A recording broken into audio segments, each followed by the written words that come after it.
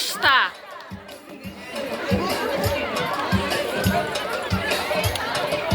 Oradan axan axdı mı?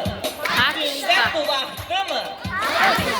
Novruz gəlib yetişdi, Akışta. ayrı düşən vaxtı mı? Akışta. Mən aşiqəm, ayazdır. Akışta. Qış dərdlidir, nasazdır. Onu bu dərdə salan, Akışta. qarşıdan gələn yazdır. Akışta. Əzizinə gün gəlir, Akışta. ay dolanır, gün gəlir.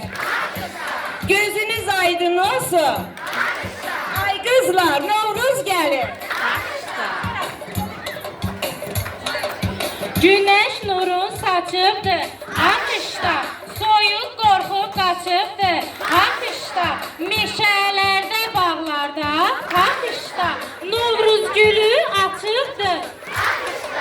Sürü deyir, naxırdır. Qazan dibi paxırdır. Sonuncu çərşənbəni öz adı ilaxırdır. Mən aşiq xoşa gəldi, akışta. Oxudu, coşa gəldi.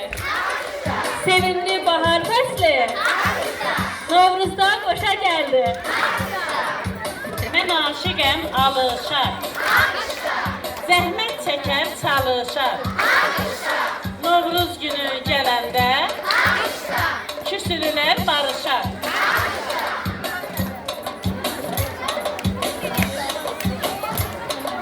Mən aşiqəm üzülər. Qara gözlər süzülər. Novruzun süfrəsinə 7 nemət düzülər. Ucağı dağın daşı var. Ətəyində daşı var. Novruzun süfrəsində zəfəranlı aşı var. Əzim bülbüləm mən. Oyatmış sümbüləm mən. Çərşənbələr içində dördüncüyəm güləm mən. Takım etdim, sən oldu. Bahar gəldi, sən oldu. Gəldi Novruz bayramı. Gecə gündüz tən oldu. İp yumağın səribdir, akışta. Təri zəhmət təridir, akışta. Havaya isti gəldi, akışta.